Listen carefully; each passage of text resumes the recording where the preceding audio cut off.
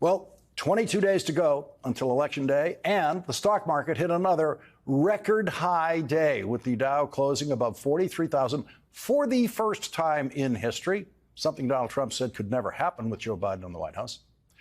Nearly 5 million Americans have already cast their ballots in this election. They've casted those voted early, in person, or by mail. Tonight, Kamala Harris and Donald Trump both held campaign events in Pennsylvania. In Erie, Pennsylvania, her 7th visit to the western part of the state, Kamala Harris used Donald Trump's own words to prosecute him. After all these years, we know who Donald Trump is. He is someone who will stop at nothing to claim power for himself. And you don't have to take my word for it. I've said for a while now, watch his rallies. Listen to his words. He tells us who he is. And he tells us what he would do if he is elected president. So here tonight, I will show you one example of Donald Trump's worldview and intentions. Please roll the clip. The worst people are the enemies from within. The enemy from within. Those people are more dangerous, the enemy from within, than Russia and China. These people should be put in jail the way they talk about our judges and our justices. Now, if you had one really violent day, one rough hour, and I mean real rough. I think the bigger problem are the people from within. We have some very bad people. We have some sick people, radical left lunatics. And I think they're and it should be very easily handled by, if necessary, by National Guard, or if really necessary, by the military.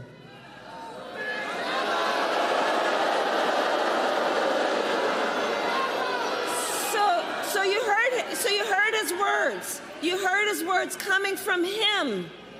He's talking about the enemy within Pennsylvania. He's talking about the enemy within our country, Pennsylvania. He's talking about that he considers anyone who doesn't support him or who will not bend to his will an enemy of our country.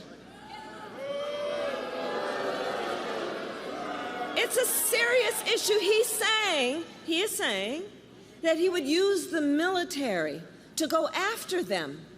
Think about this. And we know who he would target. And we know who he would target because he has attacked them before. Journalists whose stories he doesn't like. Election officials who refuse to cheat by filling extra votes and finding extra votes for him. Judges who insist on following the law instead of bending to his will. This is among the reasons I believe so strongly that a second Trump term would be a huge risk for America and dangerous.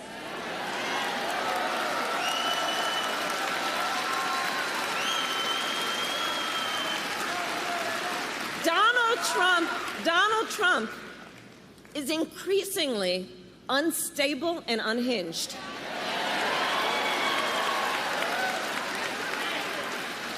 And he is out for unchecked power. That's what he's looking for. He wants to send the military after American citizens. He has worked to prevent women from making their own health care decisions and threaten your fundamental freedoms and rights, like the freedom to vote, the freedom to be safe from gun violence, the freedom to breathe clean air and drink clean water, the freedom to love who you love openly and with pride.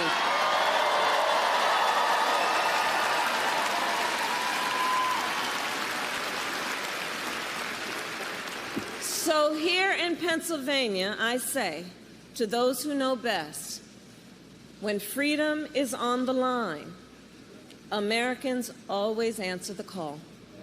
We always answer the call.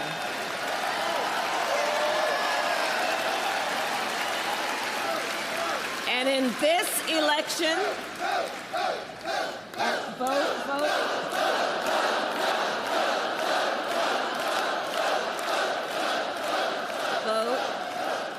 And so, to your point, in this election, we will answer the call again.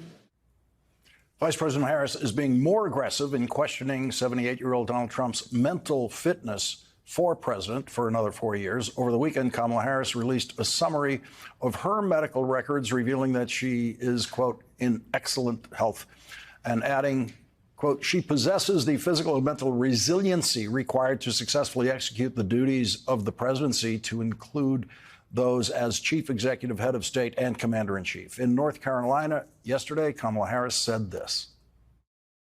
He's not being transparent with the voters. He's not being transparent. So check this out. He refuses to release his medical records. I've done it. Every other presidential candidate in modern era has done it. He is unwilling to do a 60 Minutes interview. Like every other major party candidate has done for more than half a century. He is unwilling to meet for a second debate.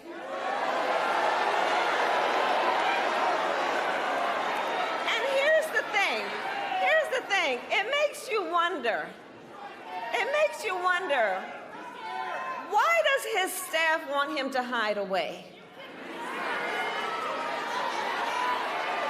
One must question, are they afraid that people will see that he is too weak and unstable to lead America?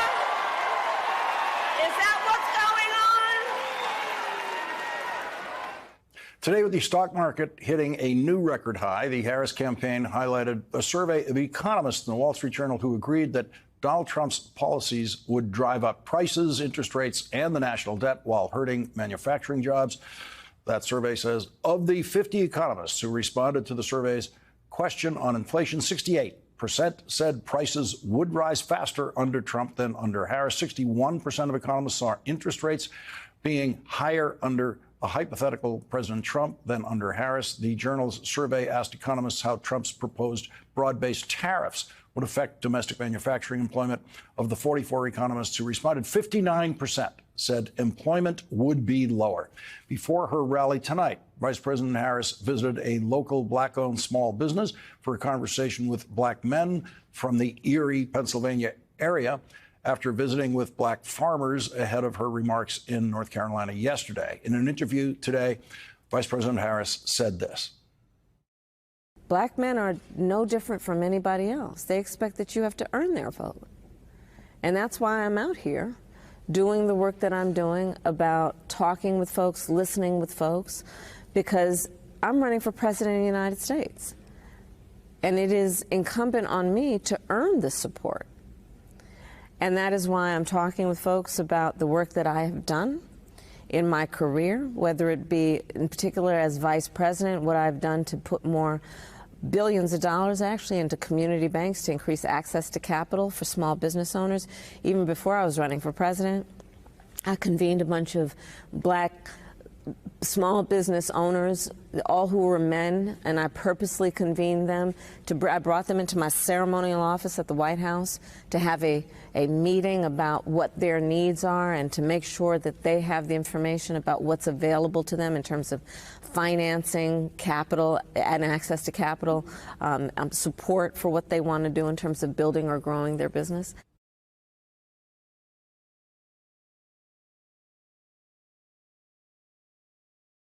I have a question for business people or for business-minded people, or even just for people who say that business issues and economic issues are their main concern. That's what's driving them as they think about this election.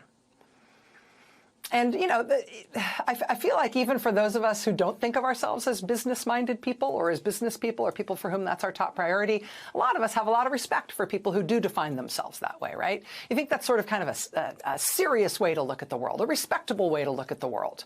Like maybe business issues aren't my top thing. Maybe economic issues aren't my top thing. I don't know.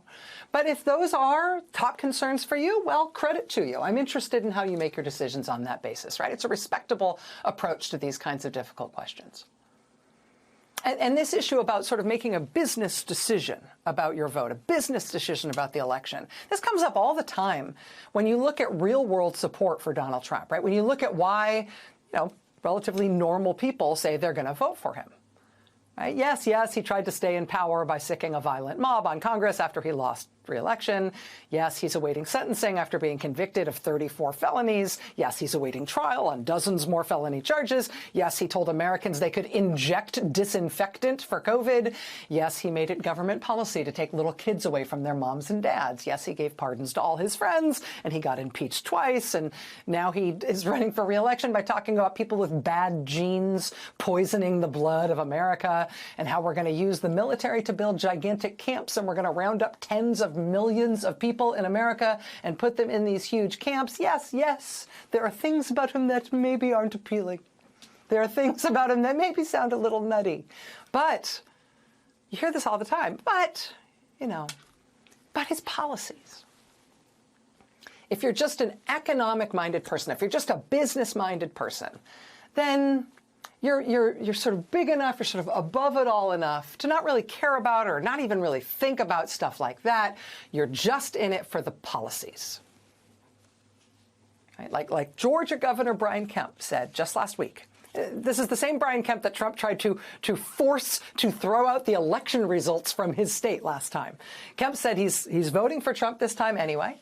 He just said last week, quote, "Look, you may not like Donald Trump personally, but you'll like his policies. It's a business decision. You're making a business decision." So that's mostly what I want to talk about tonight. Tell me, what is a business decision in this case? I mean, is it who will do a better job handling the economy? Because as we come to the end of the Biden-Harris administration now, I mean, here's the special report that's just put out today by The Economist magazine. The title is, quote, "The American Economy, the Envy of the World." This is a multi-day special report that's coming out now from The Economist. Here's the first installment in this multi-part series that's just out today. Quote, "The American economy has left other rich countries in the dust." That's the American economy at the end of the Biden-Harris administration. I mean, if you're making a business decision about who will do a better job handling the economy, well, the Biden-Harris economy has not only left every other rich country in the world in the dust, it has left the record of the Trump administration in the dust, right? Literally what they're calling a dream economy, the best job market in the history of the United States. That's what the Biden-Harris administration has done in their management of the U.S. economy. So is that what you're basing your business decision on? Maybe it's not the broad question of who will do a good job with the economy, who's shown that they can do a good job with the economy. Maybe your business decision when it comes to this election is more specific. Maybe it's about the deficit. Maybe you're a fiscal hawk, and that's the basis of your business decision that you're making about who to support here. Well, here's the headline today at the Wall Street Journal. Quote, "Economists say inflation and deficits will be higher under Trump than Harris." Quote, according to a quarterly survey by the Wall Street Journal, most economists think inflation, interest rates, and deficits would be higher under the policies former President Donald Trump would pursue in a second administration than under those proposed by Vice President Kamala Harris. Quote, 65% of economists see Trump's proposed policies putting more upward pressure on the federal deficit than Kamala Harris's policies. The Committee for a Responsible Federal Budget estimates Trump's plans would widen federal budget deficits by more than twice the expected increase under Harris.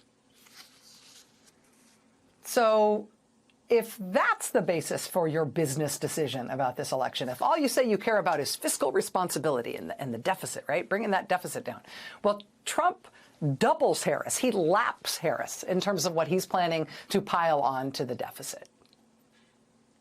Right? Similarly, let's say your business decision on this election is on inflation. Well, that's also a business decision about this election that should point you in one direction. Quote, of the economists who responded to the Wall Street Journal's question on inflation, 68% said prices would rise faster under Trump than under Harris. 68%. 68% of economists don't agree that today is Monday or that the Patriots suck this year. But 68% of economists agree that Trump is proposing really bad policies if what you care about is inflation. So what are you basing your business decision on when thinking about this election? I mean, maybe your business decision is less about data and policy, and it's more about just the kind of person you want the candidate to be. You hear this all the time from people who describe themselves as making a business decision about how to vote. They say they want somebody centrist, somebody moderate, sensible, right? Somebody right in the middle. That's good for business.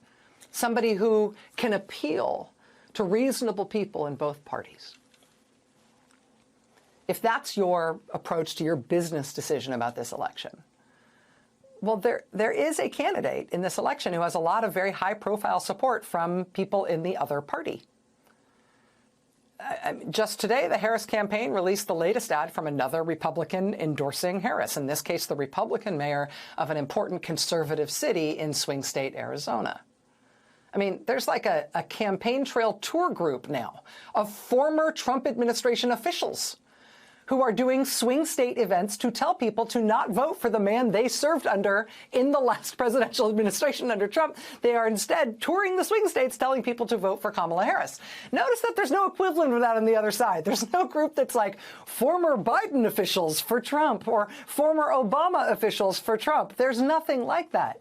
But there are lots and lots of officials from former Republican administrations and from Trump's own administration who are publicly begging Americans by the dozens,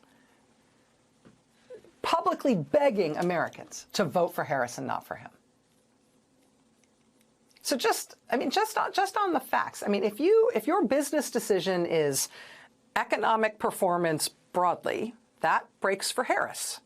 If your business decision is the deficit, that breaks for Harris. If your business decision is inflation, that breaks for Harris. If your business decision is on whether the candidate is bipartisan seeming and can appeal across both parties, clearly that's Harris.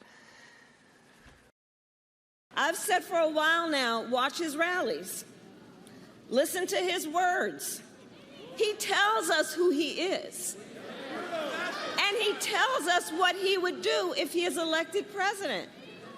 So here tonight, I will show you one example of Donald Trump's worldview and intentions. Please roll the clip. The worst people are the enemies from within. The enemy from within. Those people are more dangerous, the enemy from within, than Russia and China. These people should be put in jail the way they talk about our judges and our justices. Now, if you had one really violent day, one rough hour, and I mean real rough. I think the bigger problem are the people from within. We have some very bad people. We have some sick people, radical left lunatics. And I think they're and it should be very easily handled by, if necessary, by National Guard, or if really necessary, by the military.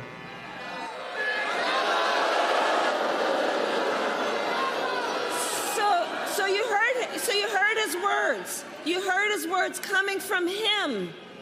He's talking about the enemy within Pennsylvania. He's talking about the enemy within our country, Pennsylvania.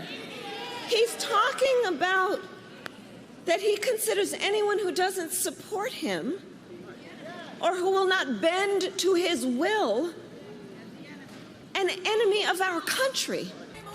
You've been listening to Vice President Kamala Harris at a campaign rally in Erie, Pennsylvania, delivering some of her sharpest and strongest attacks to date against Donald Trump. She went right after his comments about using the military against American citizens, who he calls, quote, his words, the enemy from within. And she even played those comments on a big screen in the arena. I don't even know that we've seen that before. She also said, which I wrote down, He's referring to anyone who doesn't support him, anyone who will not bend to his will. Those were part of her remarks. Joining me now is Stacey Abrams, voting rights activist and former Democratic leader of the Georgia House, who I know was watching that rally as well. So it's great to see you. Thank you so much for joining me. And I want to talk to you about so much, including voter suppression efforts out there and the state of Georgia. But I just want to start with the vice president's remarks. I mean, I heard them as some of her strongest remarks, rebuke of what is at stake here, of the threat of Trump to date. When you hear, and I want to ask you something that she's kind of asking us all to do, so let's talk about what he's saying and what it means. When you hear Trump talk about the enemy from within, what do you hear? I hear echoes of Viktor Orban, of Vladimir Putin, of Nicolas Maduro.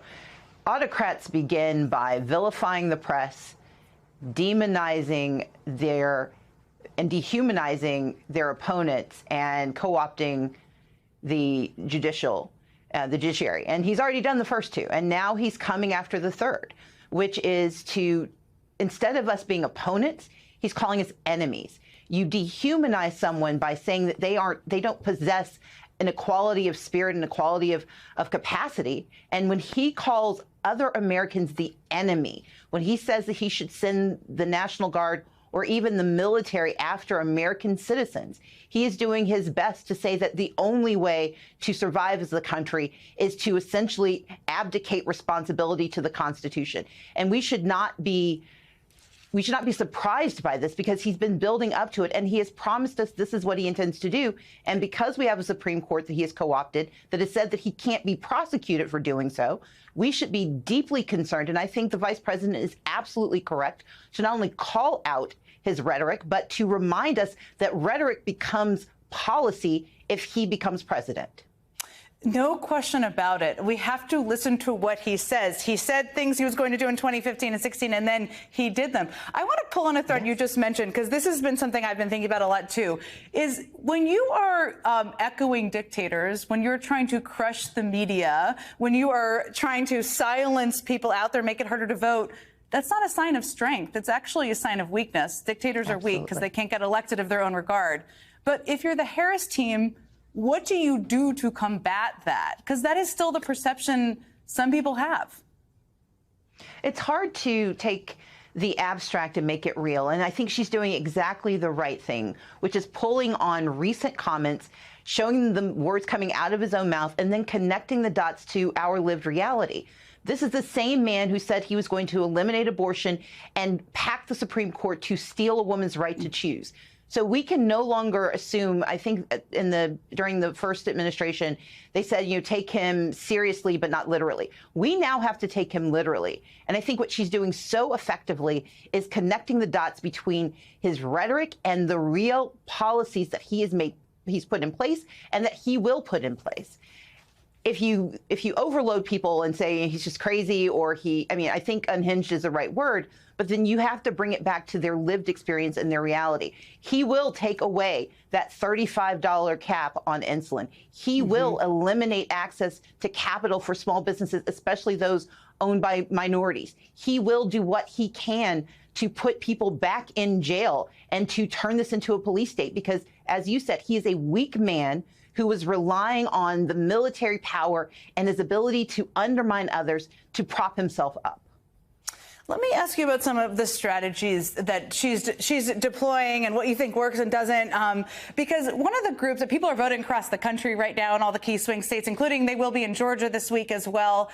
One of the key groups that she needs to continue appealing to is obviously young voters, including young black men. And there's been some polls lately. I'd love to know your take on them. But first, I want to play something that former President Obama said this last week, I should say, about this, and see what you think of it. So let's play that and we'll talk after.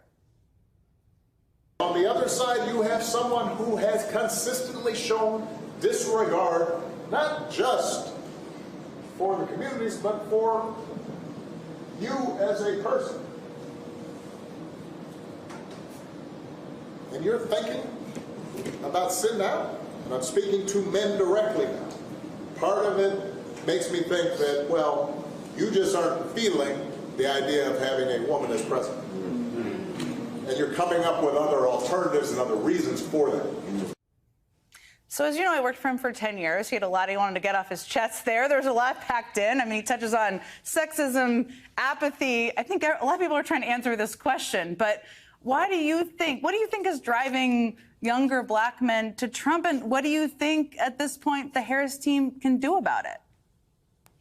I would say two things. One is that Vice President Harris has been very intentional from the start of this campaign to treat every single voting cohort with the respect they are due, meaning she does not take anyone for granted, and she has worked hard to cultivate and curate policies that speak to their needs. That said, sexism is, of course, still part of our American politics. There's a reason she's only the second woman to ever hold the nomination to be president of the United States. Sexism is a part of it. But we also have to recognize that for young black men in particular, they have had a very difficult time in the last 15 years. And Donald Trump has been part of that. But so have the policies he plans to reinstate. Policies like stop and frisk do not target universally. They target young black men. Access to capital is one of the strongest barriers to starting your own small business, and he will eliminate that. When you hear him say he doesn't believe in DEI, what he's saying is he does not believe that people of color, namely young black men, should have access to capital. What he has said and what he will do is return us to a time when young black men are walled off from opportunity. Now, what he is willing to do is to lie about his intentions. And if you listen to his lies, it's like listening to Santa Claus. But Santa Claus is real, but you don't vote for Santa Claus. You don't vote for Santa. You vote for a leader who sees you, who has a plan to serve you, and is willing to acknowledge that there are weaknesses in our existing policies. And that's what Kamala Harris is doing. She's saying we have not done everything we need to.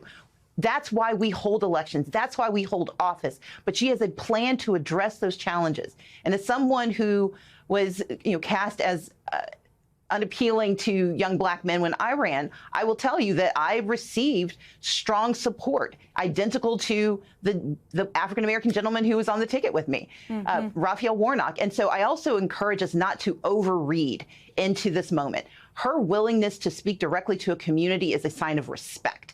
And the fact that there is a weakness or a softness in the numbers does not mean that that's how Election Day is going to show up. What that is saying is that this is a population that needs to hear more, and she's responding to that need by answering the call and putting out an agenda and saying, here I am, ask me questions, I'm ready to serve you.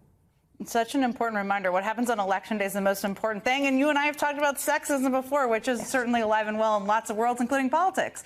Okay, I listened to and then I read the whole transcript too, because I always learn so much from you about voter suppression, about what we should be watching. You have this amazing new podcast with Crooked Media. I recommend it so highly for anybody who wants to learn and be prepared for what to watch. But you've been sounding the alarm for years, and you recently noted that there have been 291 restrictive bills introduced in states across the country related to voting. 291. That's a shocking number. And one of those states is, of course, your home state of Georgia, where the Georgia State Election Board approved a new rule that would require a hand count of the number of ballots cast on Election Day. I will tell you, first of all, in my neighborhood party, my neighbors have asked me about this and what the impact would be, because people care so deeply about what's happening in Georgia and so many states. First of all, let me ask you, because you've been following us closely, do you see any scenario in the next 22 days where that issue is resolved before Election Day? Well, yes. Right now, there is a pending court case, and we are hopeful that the judge listening will require the state election board to actually follow the law. What they have done is put in place rules that they would like to follow, but the law is clear. This is a ministerial post. They have absolute responsibilities, and their intention is to sow chaos, to put failure points in the system. But I also encourage folks to start voting early. Early voting starts tomorrow in Georgia. You can vote from October 15th to November 1st. And one of the best ways to counter the bad actions, and let's be clear, the state election board is the latest in a line of bad actions perpetrated by Republicans, starting with Governor Brian Kemp and supported, unfortunately, by Secretary of State Raffensperger, that have weakened access to the polls since 2020. That said, we can win anyway by understanding what their intention is and doing our best to overwhelm the polls with our presence. Our votes are our voice, and that's how we can win. If there is one thing you can count on every election cycle, it's the countless headlines about black voters shifting to Donald Trump. It's the train that's never late. We start this week with the media's favorite parlor game, powered by a New York Times Siena oversample poll, meaning they plussed up a relatively small sample of their main poll, and which the Times chose to report as follows, quote, black voters drift from Democrats, imperiling Harris's bid, poll shows. Their poll shows Harris leading Trump 78-15.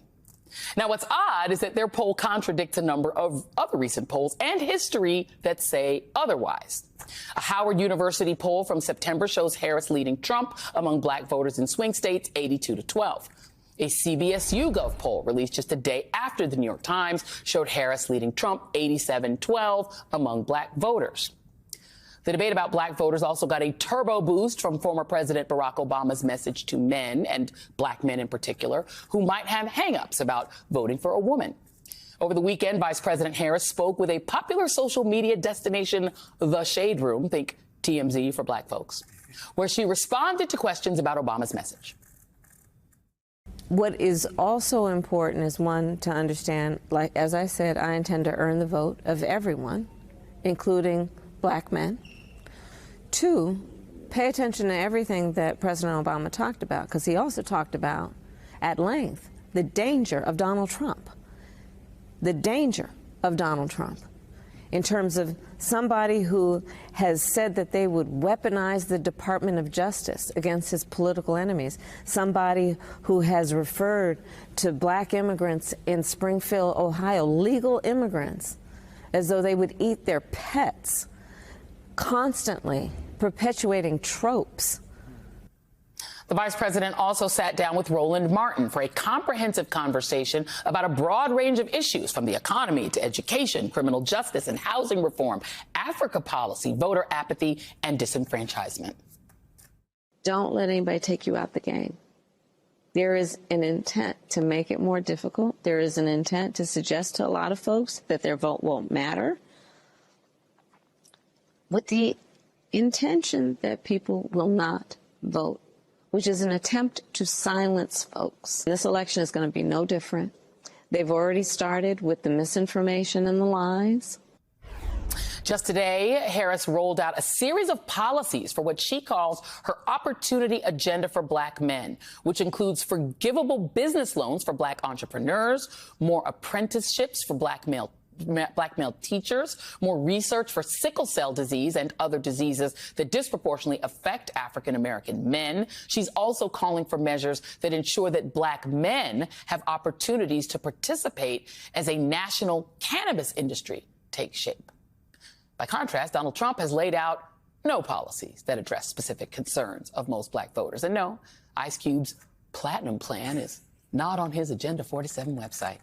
That's Ice Cube's thing. Joining me now is Reverend Al Sharpton, president of the National Action Network and host of Politics Nation right here on MSNBC, and Jelani Cobb, dean of the Columbia School of Journalism and staff writer for The New Yorker. I love saying dean of the Columbia Journalism. Our dean is black. We love that. Okay, so let's talk about this. I just want to go in, it's just from a journalistic point of view, because you did write a really good piece in The New Yorker about this. This trope that just comes around, I can go through all of the times it's been said. Headlines show Trump is going to win in 2016. Trump predicts he can win 95% of the black vote.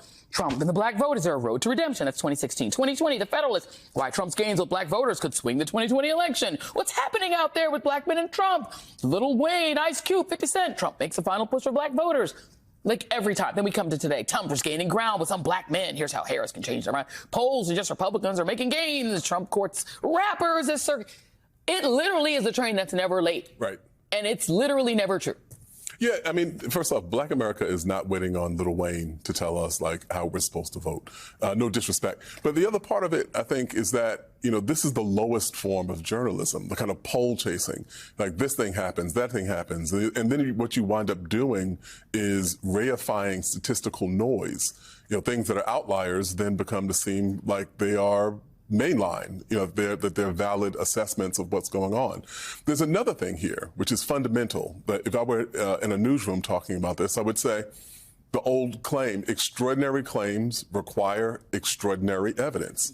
And so when we look at the level of loyalty, this number is 78-15, there's not a scenario, not a realistic scenario in which Kamala Harris winds up with a smaller portion of, but less than 80% of the black vote, and likely far north of that. Right. But if you are going to make that claim, you need a lot more than one poll, a lot more than an oversample and a single poll. You need a consistent trend line that shows across various polls and various times and various places that this is where this vote is headed. We don't see that. Right. I mean, and we'll talk about this another day, but, Maria Kumar from Voto Latino, they did a big, huge, like 3,000 person sample poll, which is very different from when the New York Times did their oversample of Latino voters, very different numbers. And I mean, the thing about it is, Rick, you will find what you're looking for. You can go into a barbershop and find that one contrary brother that's like, I like Trump. Like, I could find that, right? But that doesn't mean that one guy or that one rapper who's like doing a video for Trump represents black men broadly. But if you're looking for that and you want to make a package about that, you can find that guy. And I think the problem with that is you can go all the way back. Let's go back to the Clinton era.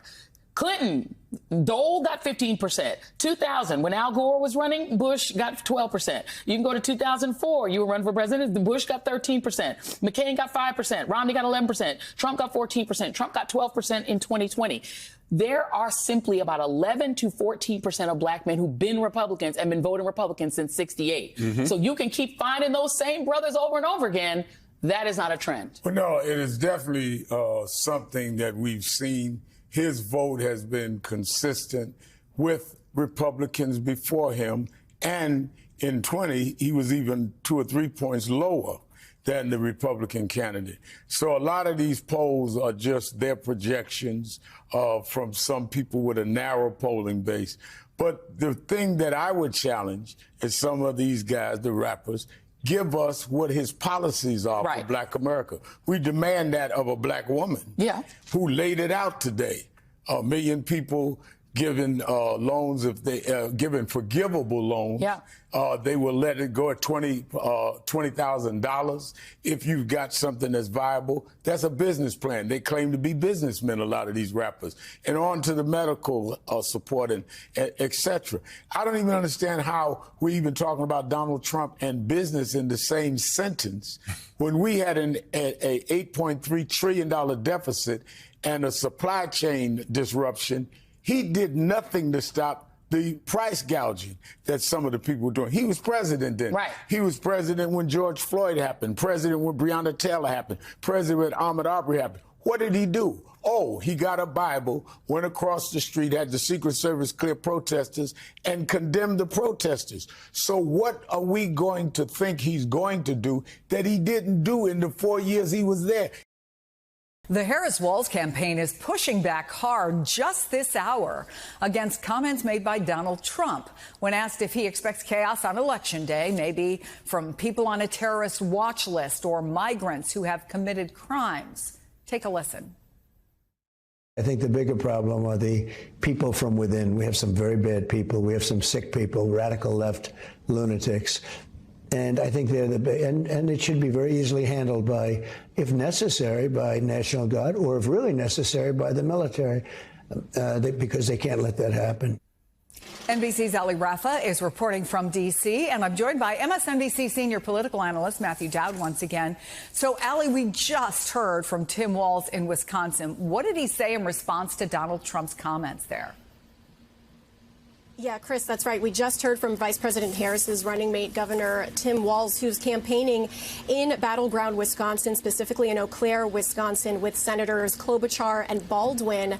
And he was speaking to a group of students when he reacted to those comments from former President Trump on Fox yesterday, when he called for the military to be used against American citizens, claiming that, quote, the enemy from within the U.S. is more dangerous than foreign adversaries like China and Russia.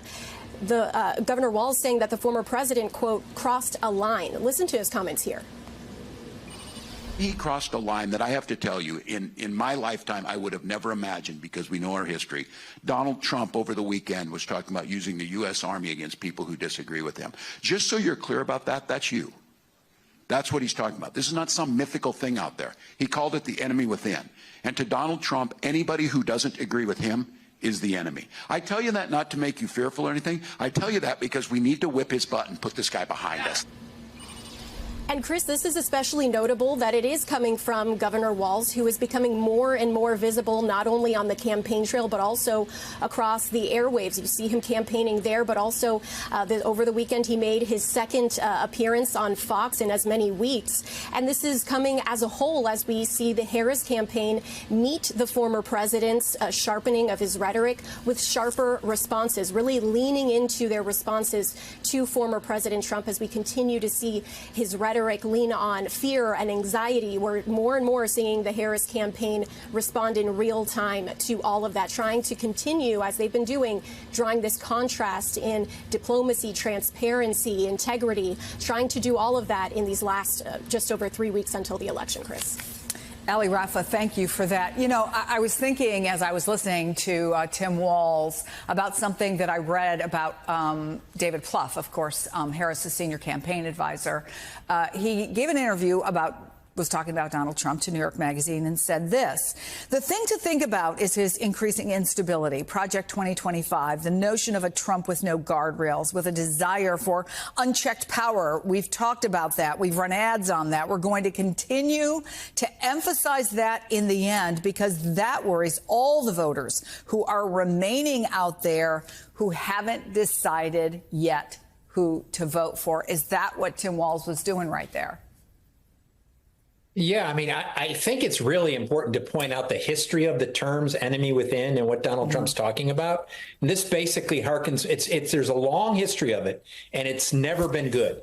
I mean, it harkens back in our own history against anti-immigrants, anti-Jews, and of course of our own history, talking about the enemy within, telling people why they're struggling is because somebody here is causing them to struggle. It obviously is Joe McCarthy who did all the red baiting, and it also harkens back to what Adolf Hitler did in Germany in the 1930s with what he did with Jews and people from Romania and Catholics, and basically saying they were the enemy within. They were the ones keeping you from succeeding in the course of this. So I think David's right. I think we have to all be very clear about this. And so the choice that's going to be made is this. Donald Trump has not hesitated to say what he wants to do, what his intentions are, and what he's going to do. And we have to believe him at his word in that. And that's the choice. And so no one should be surprised who votes for Donald Trump in the end. And if he wins and he does this, they should not be surprised that what he does is what he said he would do. You know, this kind of rhetoric from Donald Trump, he basically has very rarely, if ever, paid a price for it, right? I mean, at least among his supporters, there was an article today talking about how the people who support him, when they hear things like this, either, I guess, agree with him, or they never actually think he would follow through on it. He's just talking tough. They like him to talk tough, but he's never going to do that. Having said that, again, I'll go back to what David Plouffe said. He said, the voters who are remaining out there who haven't decided yet who they are going to vote for, that's who it sounds to me like a closing strategy is aimed at, reminding them. January 6th, he doesn't kid. If he tells you what he's going to do, believe him, essentially, right? Yeah, and if you value freedom and liberty in our country, and even if you think he's on your side on certain issues, there's no question that there's no insurance that you're going to be protected from what he wants to do in the course of this. I mean, I hate to say this, but we have a long history in America where these types of appeals have some success. It worked against Asians in the 1800s. It worked against blacks. It worked against women in the course for short periods of times. And then obviously we evolved and perfected ourselves. But it's amazing that this type of language is being used by Donald Trump in the 21st century in a diverse democracy that we have. But it has worked in our past. And hopefully it's not going to work this year or in our future. But that's what this election is about.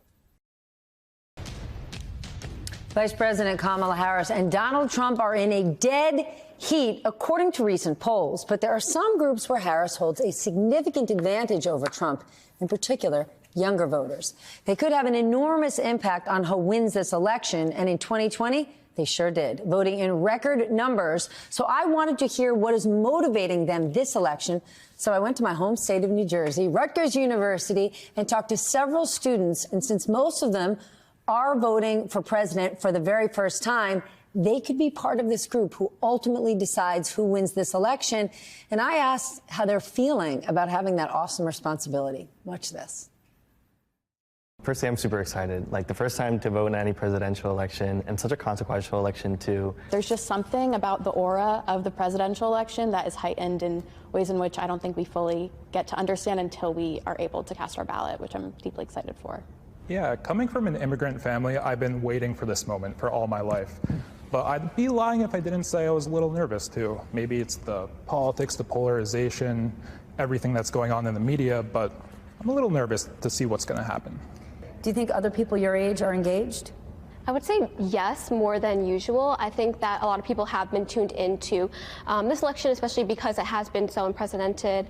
Do you have peers who were not at all engaged or had no plans to vote 6 months ago, and now they've changed their mind?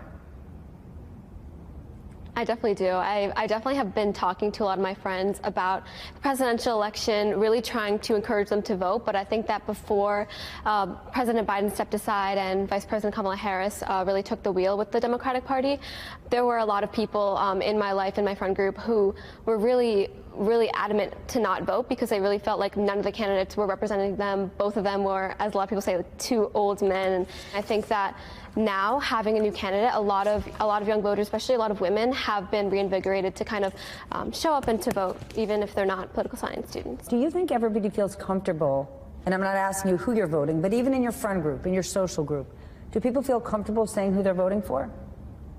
It's a toss-up. It's really 50-50 because admitting your true feelings about politics, especially in this environment, it's scary, it's polarizing. Is it harder for young people on a college campus to say if they're going to support Donald Trump? Oh, absolutely. I think especially in a place like New Jersey and Rutgers, where there are a lot of progressive people here, I think it can really be kind of scary to admit who you want to vote for, especially if it is for former President Donald Trump. I think there's a little bit of trepidation in what you say, and also in the new social media age where you know that in one instance anyone could be recording you and then that gets blasted online. So it's not only your fellow peers that you might be ostracizing, but it could be the whole world. I see both of you nodding. Yeah, I definitely agree. I think that on college campuses, there definitely is a danger of there being sort of an ideological echo chamber, and people who are more conservative might not feel comfortable at all voicing their opinions in class or even with their friends. I have seen that break up friendships, and I think that it definitely is a shame that we aren't able to have more political conversations, but I think it definitely does vary by region. What are your thoughts about the choices you have? I think earlier when I said I was nervous, this is why. I don't think either candidate really inspires a ton of confidence, for me at least. Why? Well, one, the former President Donald Trump just doesn't I don't judge him as a great leader, and I don't feel like Vice President Kamala Harris has a track record that really speaks for itself, especially compared to past elections. When you think about what qualities you look for in a leader, do you see those qualities in either candidate? Neither candidate is my first choice. I definitely do think that Kamala Harris embodies more of the leadership qualities that I want in a leader than former President Donald Trump. I think that there is a lot of harmful rhetoric that's going on the internet coming from his side, and I think that there isn't enough decorum from him as there is from Kamala Harris. I think oftentimes we've kind of made the race strictly about the person, and it's, an attack on one of the candidates' characters. And for me, as a voter, something that I'd like to see more coming from the candidates is having a policy race. Does the average voter take the time to learn about policy? I think I could be, but I think it just depends on how you phrase it. So when I'm talking to my friends, I'm not like, oh, well, what policy is most important to you? I think of them as a person first and a voter second. So I'm talking to them more as, well, what's going on in your life? Like, what struggles are you having? What do you want to see differently? And then kind of that's how you can navigate towards a specific campaign or a candidate. What's the biggest issue driving you when it comes to vote? LGBTQ plus rights and trans rights, as well as reproductive rights. I would say access to healthcare. I think healthcare is something that kind of gets lost in the conversation a lot. Immigration. Our immigration system needs reform. I think right now we do need legal pathways for undocumented immigrants, but also like immigrants who are here on visas as well. I think for me, it has to be the economy. We're all seniors, we're about to graduate, enter the job market, and we have to start paying for things like gas, rent, utilities, and trying to sort out how that's going to work. And the fact that I have no idea where I'm going to live a year from now, these are scary considerations.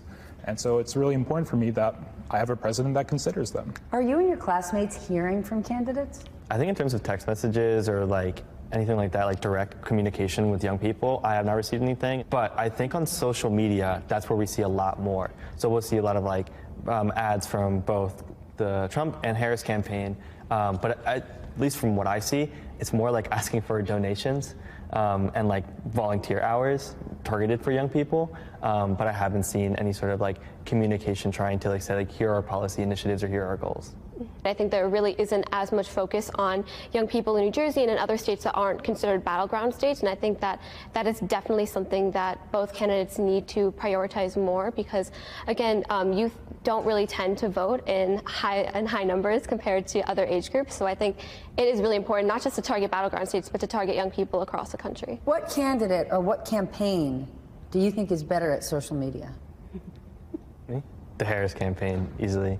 Why? Over the summer, I mean, silly little things like the brat sort of like trend, that got so much attention for the Harris campaign. And like, having celebrities come out and start a trend online, it's really like astounding to see like how even something so small and so silly is able to like reel in all these different like young people. I think Vice President Harris's campaign has been incredible online.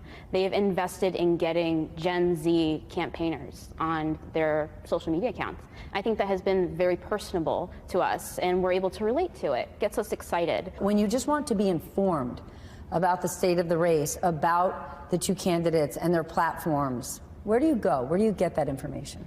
If I'm trying to seek it out, it's reading the news, but oftentimes social media, I'm not seeking it out. It just appears on my screen, and it's not whether I'm asking for it or not. It comes up on my feed. I think that there definitely is a danger of social media posts kind of creating ideological echo chambers and kind of rage baiting. So I definitely do fall into those sometimes, seeing one-liners or very inflammatory things in social media and believing them. But I think that I have to take a step back during those times and realize that not everything on the internet is true and that I have to do my research first.